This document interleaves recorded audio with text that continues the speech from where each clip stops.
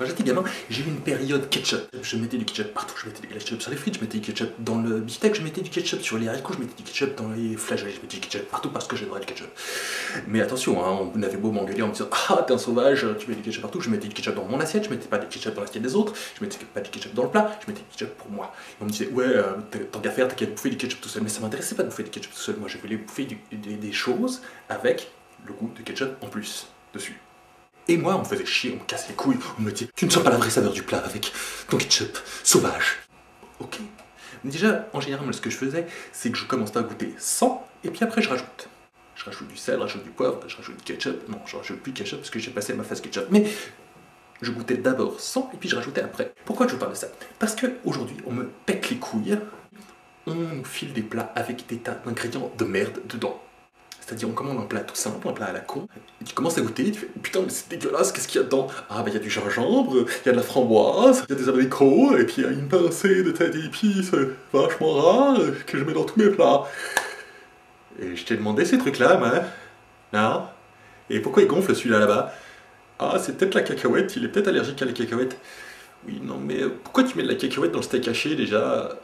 Ça vous rend complètement dingue parce que tu te pointes chez le glacier, tu fais bonjour, j'ai une glace au chocolat. Je dis, glace au chocolat tout con. Ah, il n'y a pas. Il y a nougat au caramel fumé avec des bouts de jambon dedans, saupoudré de morceaux de gingembre.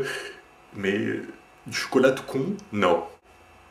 Et par contre, quand on va au restaurant, là tu commences à goûter pareil et tu fais oh putain, c'est dégueulasse. Ouais, on n'a pas mis de sel dedans. Le sel c'est en option, c'est à côté. C'est bien, non? C'est mieux. Ouais. Donc la graisse saturée c'est imposé, c'est dans tous les plats, mais le sel c'est en option. Cool. Vous avez déjà essayé de cuisiner des trucs complètement sans sel, de la viande, des pâtes, du riz, c'est dégueulasse, c'est complètement immonde. Parce qu'il y a un principe de base, c'est que si tu mélanges 10 000 saveurs dans un plat, tu vas plus les sentir, déjà, et d'une. Et ensuite, et de deux, si tu as un minimum de goût, il y a forcément des choses que tu n'aimes pas.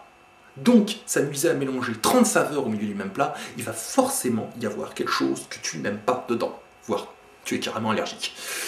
Et là, bonjour les dégâts. Donc c'est complètement con. Oui, parce que oui, il faut bien se carrer ça dans le citron. C'est normal de ne pas aimer quelque chose. C'est ce qui s'appelle avoir du goût. Si tu aimes tout, tu n'aimes rien. Si. Parce que si, dans ton assiette, on peut te foutre indifféremment n'importe quoi et que tu le bouffes quand même, c'est qu'on peut te foutre n'importe quoi dans ton assiette, hein. Vraiment n'importe quoi.